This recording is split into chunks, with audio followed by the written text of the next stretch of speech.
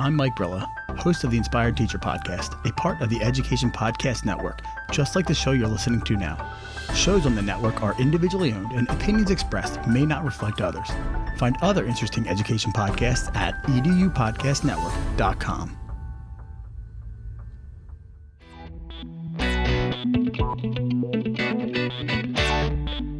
Welcome to the EduGals podcast. We are your co-hosts, Rachel Johnson and Katie Atwell.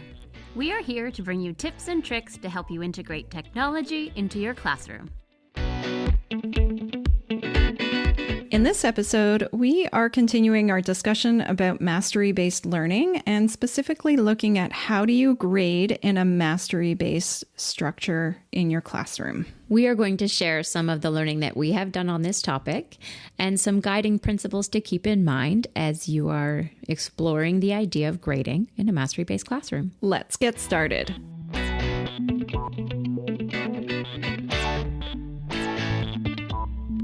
This week, Katie and I are continuing our discussion around mastery-based structures and learning in the classroom. And, you know, we touched a little bit about this last episode on grading in a mastery-based classroom. So this is where we kind of want to focus today is how do you grade with mastery-based learning? Yes.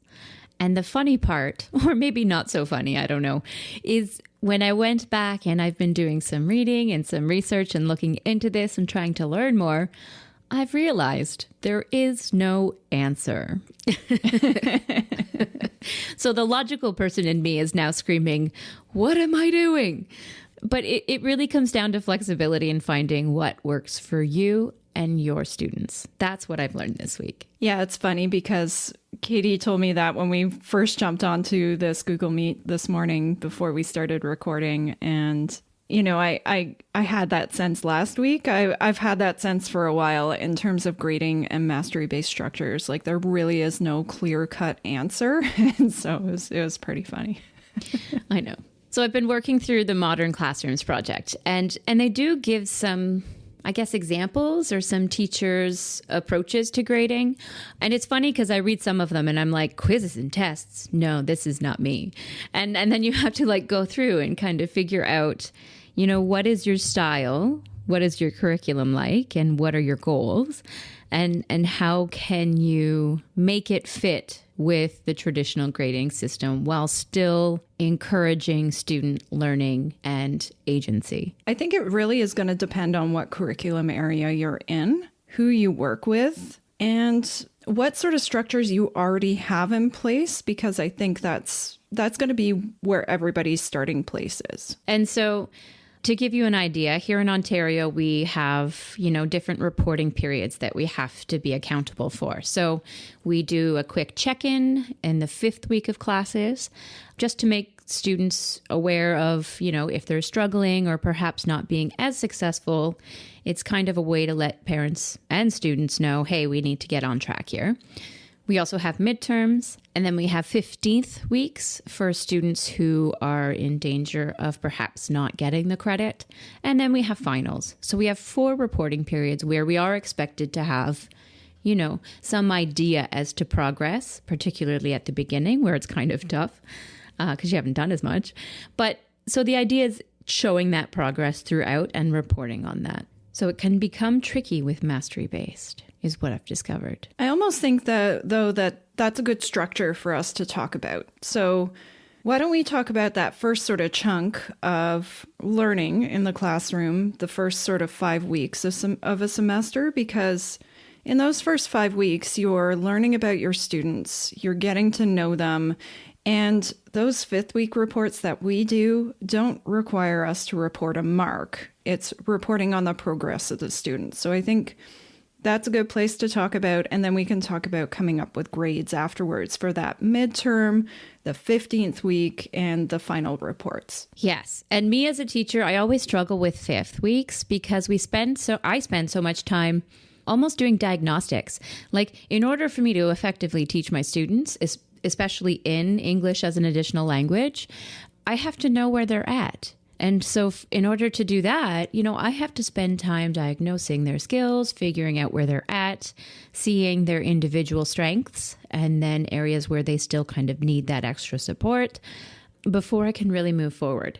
So to be honest, for me, fifth weeks are tough because I might have one assignment that is put in there. But it's not usually like a major assignment necessarily. I've actually had very similar experiences in science. ESL is definitely not an outlier. When those fifth week progress reports come around, pretty much in any course I've ever taught, there's only ever maybe one evaluation, maybe two at the most. And in science, it's a lot more traditional. So there might be a quiz and maybe a unit test, but usually you haven't even finished a full unit of study by the fifth week. Or if you have, you've had the test, but you haven't marked it yet. That's good to know because I don't often know what other people are doing and how many things they have. So I tend to be self-conscious of the fact that I really despise fifth weeks because I feel like I haven't done enough. Now, I do feel like, okay, if you have a mastery-based grading sort of practice set up in your classroom and you're doing it lesson by lesson, so very similar to what the Modern Classrooms project sets out in terms of their framework, then I feel like by fifth week, you would have a good chunk of lessons that the student should have mastered by that point when that progress is coming out. So I almost feel like it would be easier to be able to do those progress reports with something like this framework in place than the traditional way that we do it right now. Now, follow-up question to that.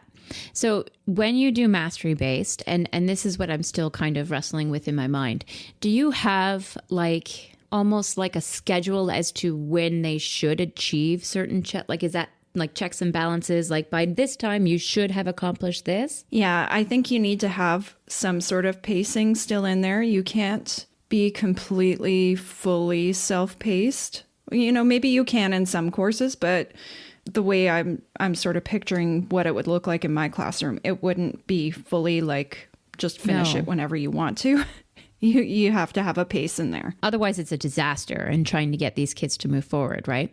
So there still has to be structure. So you're right. Maybe the first 2 weeks they're kind of getting used to this new structure of mastery-based and guiding them through it more. But then, they have another 3 weeks where they should be able to progress through, do some mastery checks. But then the follow-up, what are we including for marks? Yeah, so that's where it gets tricky. Mm-hmm. And that's what I've discovered. Yes. And so one of the Facebook groups that are really, really great is the Modern Classrooms Project Facebook group. They have so many good discussions in there on this topic, and I've read them all. It's insane how much this topic really comes up and people talk about.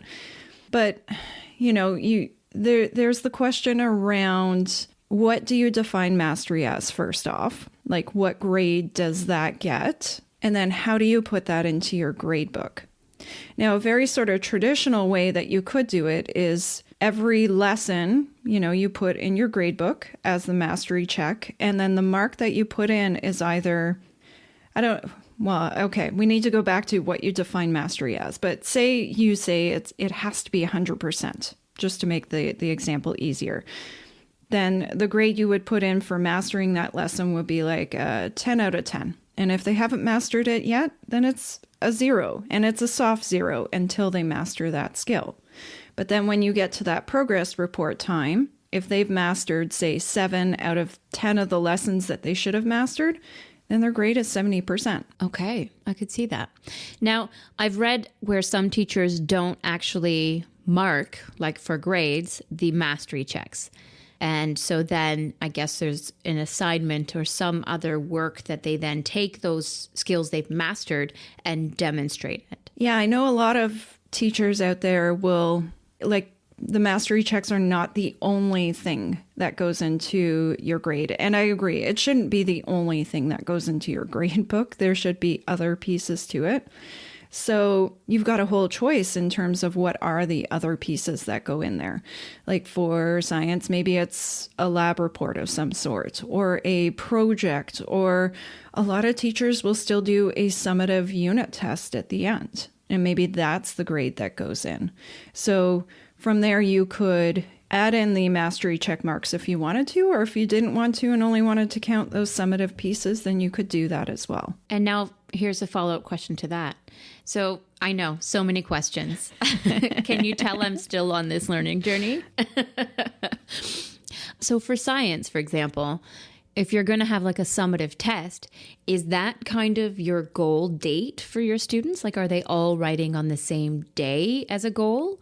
Or can they take that staggered based on how prepared they are? I've seen it a few ways. So it could be a set goal date, and that's when the unit's done. We need to move on kind of deal, so that they're all writing on the same day. I've also seen it set up where it's a window of a few days. So maybe a 3-day window, and they can write their summative evaluation in one of those 3 days, depending on their comfort level and their level of readiness. So you could do that as well. Okay. Good to know. Good to know.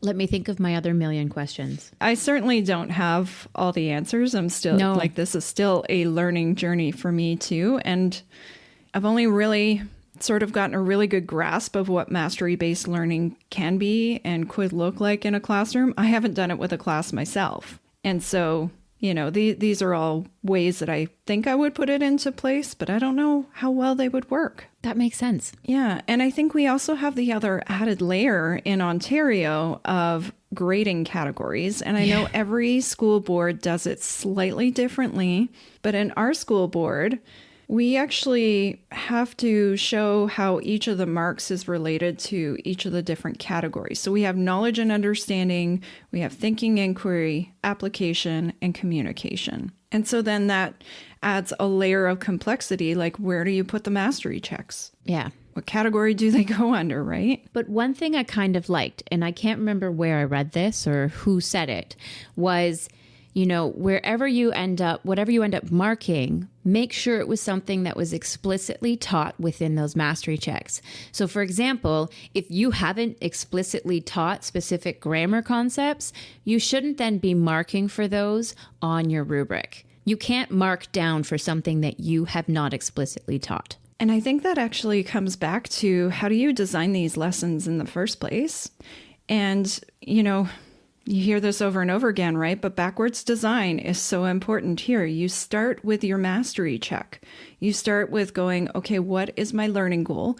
What do I expect my students to get out of this lesson? And how do I figure out that they've mastered that particular learning goal? And you design your mastery check based on that. And then from there, you go backwards, create your instructional video, create your practice, create whatever else is going with that, in order to help students get to that point where they can demonstrate the mastery. No, definitely. That makes so much sense. My wheels are turning.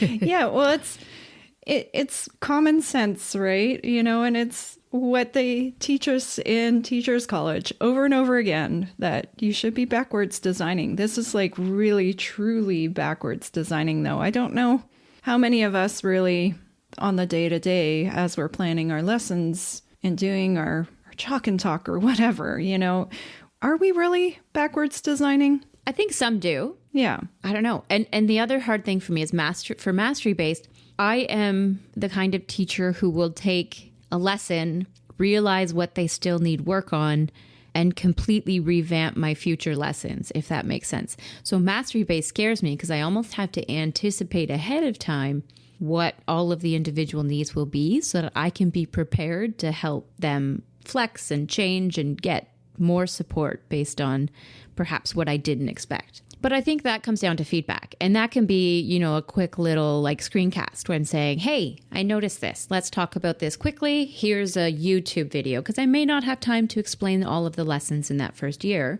But then from there, I can continue to build resources and my own voice and whatnot, where I'm included in it, to then help them kind of go back and build those different areas. I would definitely be asking students for feedback too throughout the unit, throughout the entire course. So I would say midway through unit's a good time to get them to fill out a feedback form. If you want to leave it anonymous, you can. Super easy to set up with Google Forms, right? Yeah. And then I would also be asking for that feedback at the end of a unit as well. Yeah, no, definitely.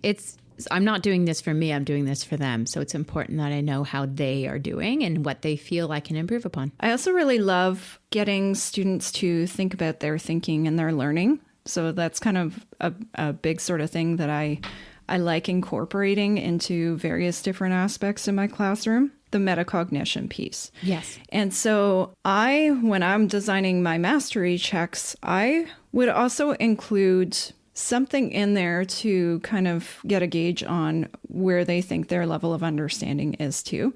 So what I like to do is even just a question like, how confident do you feel about your answer? And something like that. So building some of those, I guess it's more like the soft skills, right? That go along with the traditional kind of grading piece. Yeah. I also think it's important to have that metacognition piece because they're not all starting off at the same point.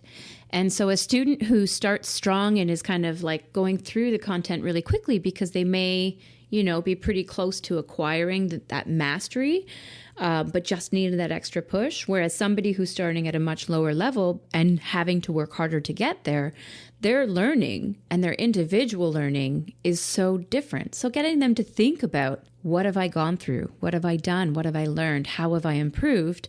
It's going to look different for each of them. And having them acknowledge that, I think, is important. And so in working through Modern Classroom, I liked kind of what they had for their principles of grading.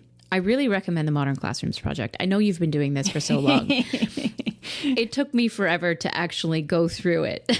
But now that I am, I'm like, ooh, I like this. They kind of had like 3 guiding principles on grading policies and what you should be including. The first one is being intentional about what we grade, which is important.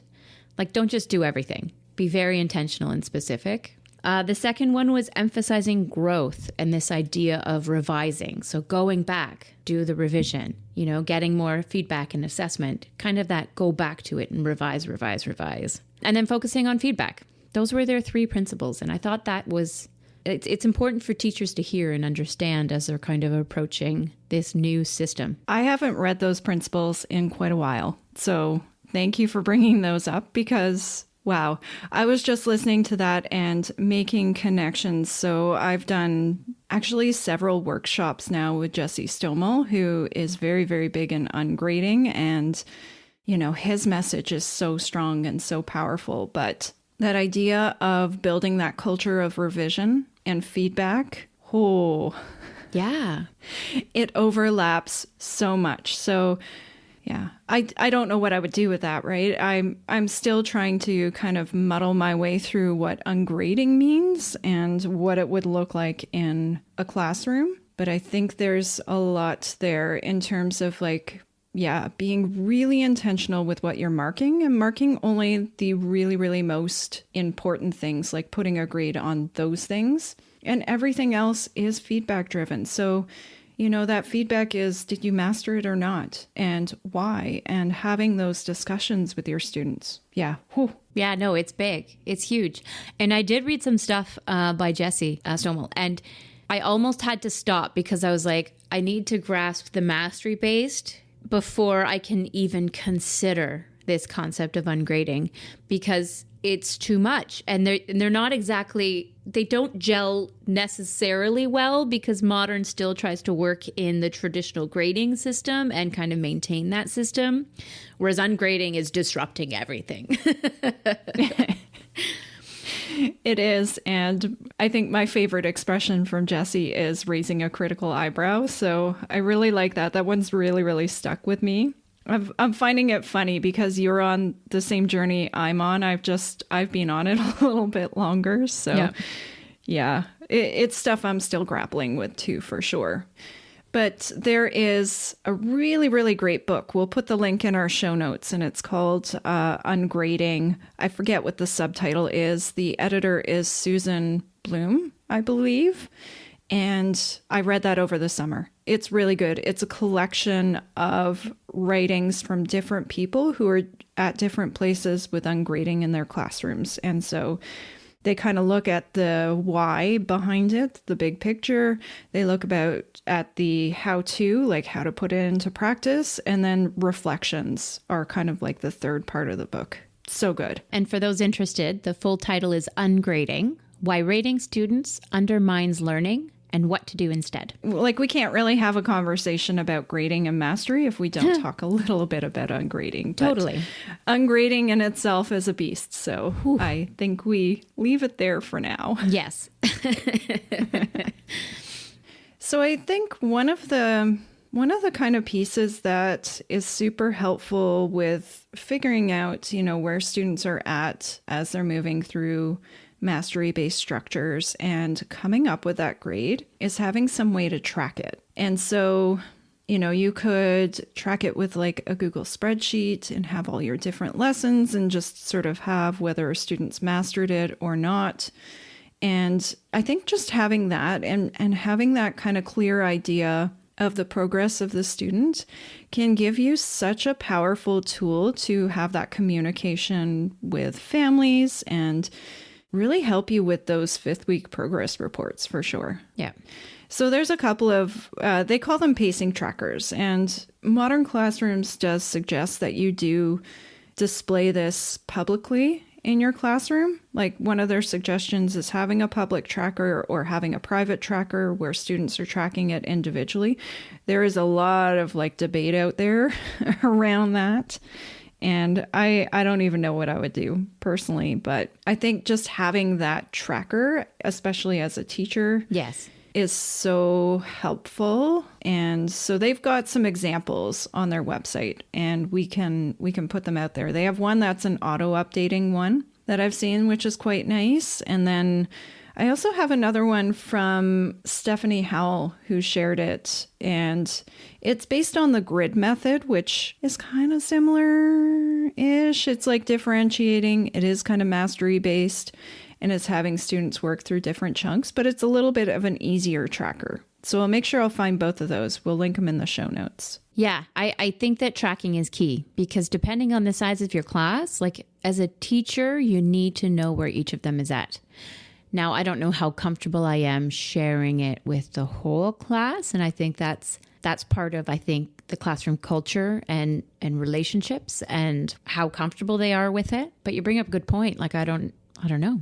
What would you do? I think if you frame a public tracker in a very careful way, so you use it as, here is a tool for you to use to figure out who you're going to collaborate with for the day, then I think it can be a very, very useful tool to put up, say, and project in your classroom or have it on a board.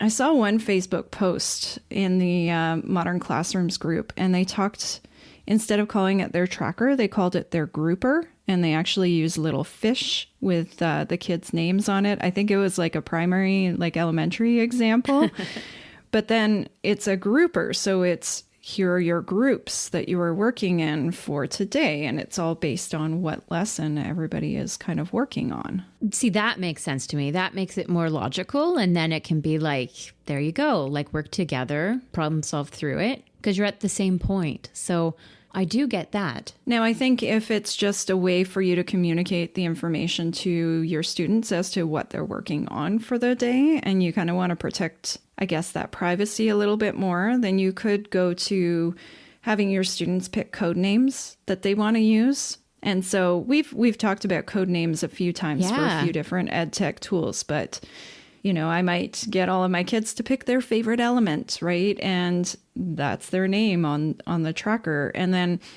it's then empowering them to, if they want to tell their friends what their code name is, they can. And if they don't want to tell anyone, they don't have to. No, that makes sense. And then it's a little more anonymous and nobody really knows for sure who is who. I think the big thing, though, with those trackers is like, no grades ever go on them. It's literally just you're done that lesson or you're working on it still. Yes, that's all it is. No, I would never place grades on those.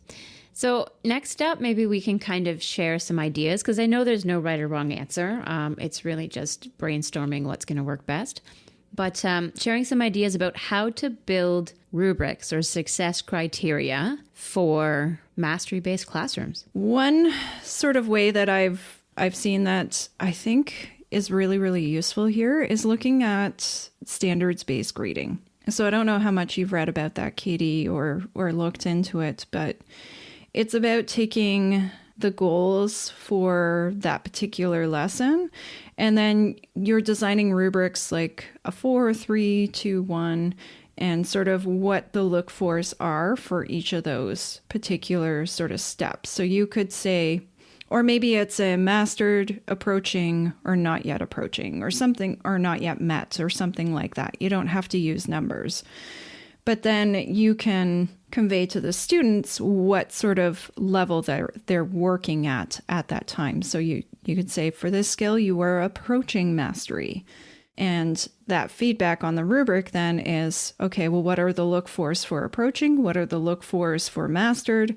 And where's the difference between the two? And those are the places that the students are working on. So I saw one rubric, and let me think out loud and share what I liked and what I didn't like. So I saw one where it was like meeting kind of the standard, one that looks like exceeding, and then lumping in. So we have levels 1 through 4, but so I guess it would be lumping in 1 and 2 where they're not yet meeting. And for the not yet meeting, it said quite literally, you are not yet meeting expectations. Look at the meeting expectations category to see what you need to be able to do. And I think that's where the feedback comes in. I liked it in a sense that, you know, if you're a level 3, so meeting expectations, I very clearly have this is what it looks like within there with like you can statements. And then obviously as a teacher, you would have that dialogue and that conversation about what is lacking in order for the kid to go back and improve that to meet expectations. Now, you talking about that has made me think about single point rubrics. And so a single point rubric just has a center column with what the expectations are. And then off to the left is a place for you to put comments about where the students are exceeding expectations. And then on the right is a space for you to add comments and feedback about where the students are not yet meeting expectations. Okay, I like that. I think that having the can statements, and this is what mastery looks like, that's the most important part. So if you're meeting mastery, that's what kids need to know. And then the comments to be able to say for either direction, I think that's good too. But you have to be meeting expectations in all of the can statements. Is that the idea? Yeah, I think that's the idea for mastery then, is you want them meeting the expectations, right? You want to have very clear goals, and you want the students to be able to meet those goals. Yep. And then the single point rubric, again, is on that kind of pathway of ungrading because it's very focused on the feedback and not on the grade itself. So I'm actually quite liking single point rubrics. I think they're really, really interesting. I know Jennifer Gonzalez has a really great blog post on single point rubrics, so we'll find that one and we'll put that in the show notes too, because she's got some really, really great examples in the blog post itself of some single point rubrics. Good to know. So this is where I see those overlaps between ungrading and mastery-based grading. Yes, I could see that. And I don't intend to mark everything. That is for certain. Like maybe I will have an assignment, some sort of culminating assignment once they've reached a certain number of skills where they then demonstrate that in some sort of project. But it's just building those skills along the way, step by step, in order to get them there. I've also seen on mastery checks where you can include a little rubric at the bottom if you wanted to. So you could have the mastered, approaching, not yet mastered, and have that criteria there for the student as they're working on their mastery check. I think that's needed. Like when I was reading, and I don't know who it was, it might have been Jessie Stilmo, which is funny. By doing like the can statements and what it looks like, you're almost structuring it in such a way where it's like this compliance document. And so they have to check this. So it's more like playing a game. But I like it in the sense that it's very kind of open, like it's transparent. You know what I'm looking for. You know what the skills are that I want you to be able to demonstrate. And so I'm not hiding what I'm going to be looking for in terms of an assignment. I see both sides of it. I think that's where my dislike of rubrics really comes from, is that a lot of rubrics that are built, and I don't mean to pick on the IB program, but their rubrics are awful. In terms of the statements that they make are, they're okay, but they're not super clear as to what exactly they're looking for. And so that really bugs me. I know for the internal assessment that they do in chemistry and in any of the sciences, what we did as a department is we took that IB rubric and we broke it down into a much larger one where we're like, this is what we want to see. So I've never been a fan of rubrics, and I think it's because it's the language and it's the way that they are set up. And a lot of rubrics out there are pretty darn awful.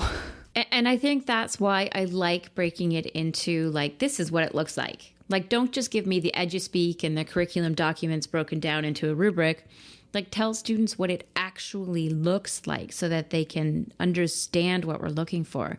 Otherwise, I see rubrics as a weapon, in a sense. Yeah, you essentially get the language like, you are exceeding in this whatever criteria. You are meeting this criteria. You are not, like, I don't even remember what the language is, because this is how often I use rubrics. I know. It's just too subjective. And, like, depending on...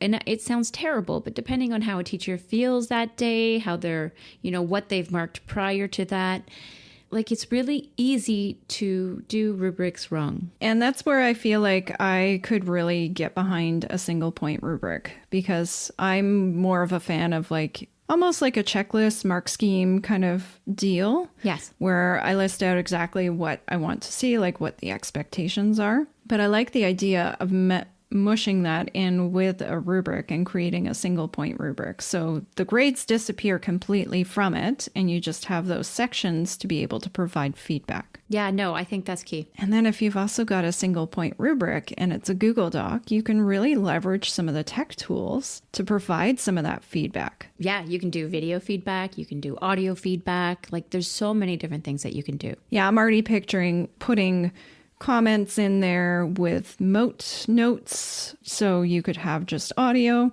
or maybe I'm doing a screencast for each of the different categories. Like, it really doesn't take a lot of time when you use a tool like Screencastify to provide that feedback for your students. Yeah, I like it.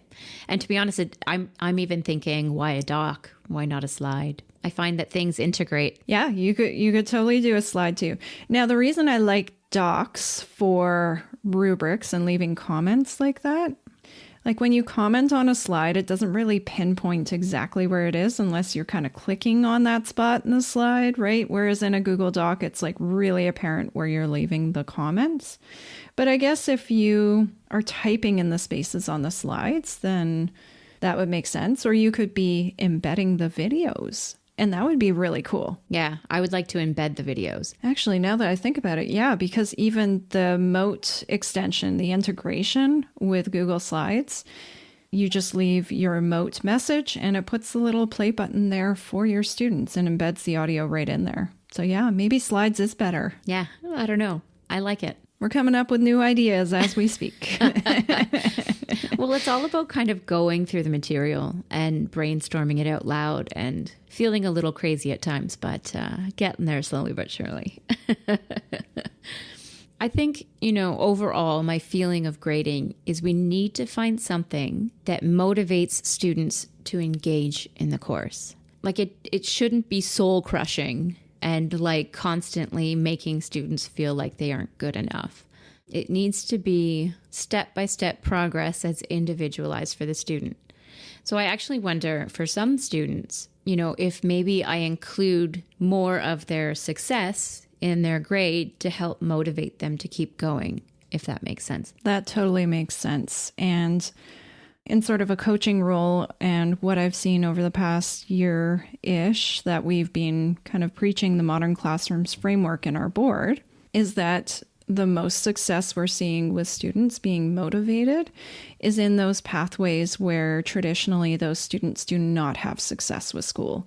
So students who are in our essential programming or our applied programming or the college pathways, like traditionally those students, don't do well in terms of a traditional grade, but when you implement something like mastery-based grading, what it does for their confidence. And I don't know, I just love it for that, because the students they're actually engaged in school, and they feel like school is now become a safe place to be, because they're getting the support they need. They're getting to be able to move through at the pace they need to, and they're experiencing that success. Well, I think a huge part is, when you do the chalk and talk and then you move on the next day to the next chalk and talk, kids who don't get it don't have that chance to clarify. So we're just leaving them behind and forging ahead. And so, how does that make you feel at school? Of course, you're going to disengage and hate school.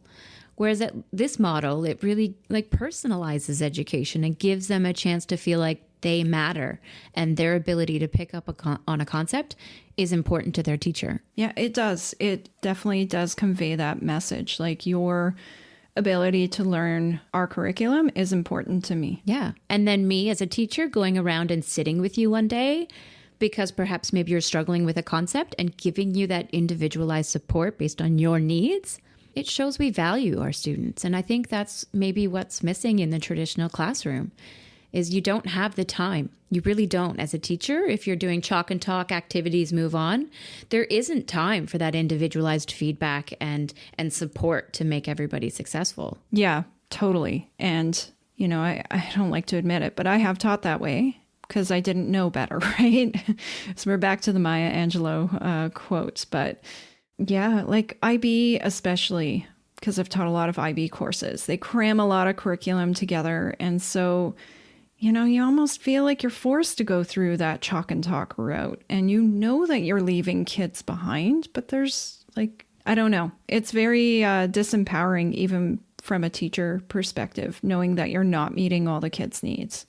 And so, yes, this is why I love, love, love the idea of self-paced, mastery-based structures in a classroom, because then you are meeting their needs. Having taught IB Spanish, it's true. They shove so much curriculum in, and it almost feels so I felt like I was teaching grammar concepts, so many grammar concepts at class, because these kids didn't know how else to engage and learn it. And so it felt I hated teaching it. But mastery based in that sense, that's great. You can embed mini lessons on grammar, but you can do more exposure to films and books and poetry, and teach the language through authentic uses of the language, and embed the lessons as they need them. See, look at me. I hated teaching it, but mastery based would certainly make it a much better way to teach it. I agree too. And I've had many conversations with some of my colleagues who are teaching it this year, and I've been working with a few even in coaching capacities. And yeah, I can just picture what this might look like in a classroom. And you could even build mastery for the lab skills. So as they're moving through their lab skills, they're not doing the titration before they learn how to make a solution, right? And they've mastered that concept. Yeah. Or they've mastered the ability to know that when you're measuring volumes, using a beaker is not very accurate. You would not believe, that is the bane of a chemistry teacher's existence. When they get to senior level chemistry and you're like, how are you going to measure the volume? And they're like, with a beaker. You're like, no. Oh, man. At least use a volumetric flask. Please. Please. Graduated cylinder, even. Come on. Something. Let's go. Something more than a beaker. Anyway, sorry, I digress. But that's true. Honestly, I think that has more value. Even from teaching, I'm thinking now what we're implementing in our school is sheltered classes for English language learners for science. That whole idea of the lab. Do mastery-based labs, get them used to it, because it's a new concept for many. and building those skills. No, that's awesome. Really, that's the way the world is structured too. Like if you think about any sort of job, profession, anything that you do outside of school, like it really is mastery based. Yeah, it's trying something, realizing it sucks, and going back and improving. It really is revision, constant. Like educators, what do? We don't just use the same lesson every single year or every single day. We are restructuring based on things we notice are not working. Let's give students the chance to do the same thing. That was my entire PhD program. Oh. Let's try an experiment. It didn't work. Guess what? It didn't work again. And yeah, you keep going back at it though. Yeah. And then, you know, like your mastery check is publishing that article and getting your research out there and your ideas out there. So, you know, the world is structured based on mastery-based structures. And so why not have it in schools? It's just teaching kids that mistakes are okay versus that shame of, oh, look how many I got wrong on this test. Yeah, it makes me think of, as well, you know, when you ask a question in class and you only get the couple that put their hand up because no one else wants even to remotely be wrong. So you get all the Hermione Grangers, right? I'm reading Harry Potter again right now, so that's why the name's popping into my head. But you get all of her like putting their hand up because they know the answer, but no one else wants to take the risk. Yeah, no, it's so true. So yeah, so mastery based and grading.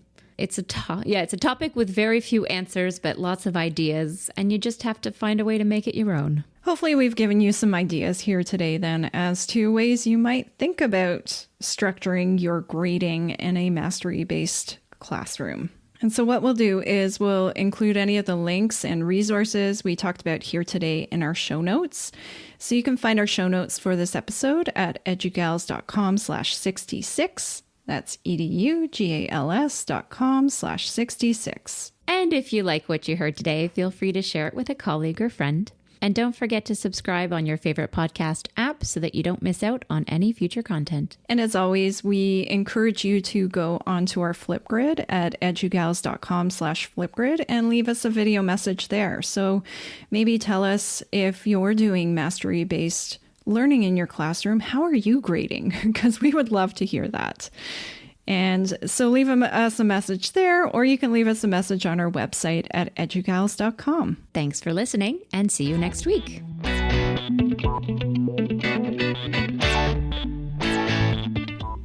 Thanks for listening to this episode of our EduGals podcast.